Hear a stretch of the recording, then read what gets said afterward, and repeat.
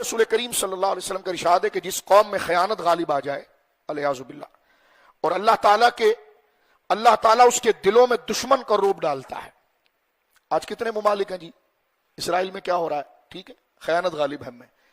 خیانت روب لاتی ہے، کیونکہ مال کا حرص آ گیا نا، یہ ضائع نہ ہو۔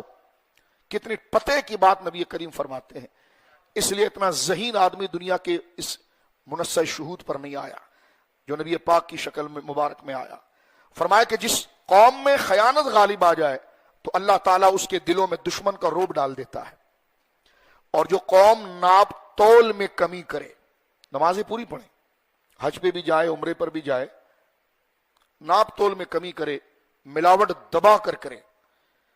پھر راشن کے بورے بھی رمضان میں بانٹیں، اچھی بات ہے، وہ نفس سے اس مسئلے کا انکار نہیں ہے، لیکن اس خرابی کا انکار ہے جو قرآن نے کہا ہے کہ صرف نیکی یہ نہیں تھی کہ مشرق اور مغرب کی طرف منہ کرو، لیس البر ان تولوا وجوہکم قبل المشرق، صرف نماز اور عمرہ پکڑ لیا تو تو نے سامنے یہی نیکی ہے، اور دکان میں تو نے فساد ڈالا ہوا ہے،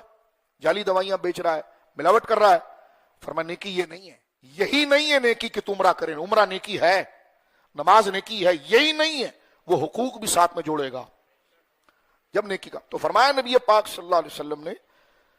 جب قوم میں خیانت غالب آ جائے تو اللہ تعالیٰ اس کے دلوں میں دشمن کا روب ڈال دیتا ہے، اور جو قوم ناپ تول میں کمی کرے اس کے رزق میں تنگی آ جاتی ہے، مال تو ہوتا ہے لیکن سکون نہیں ہوتا۔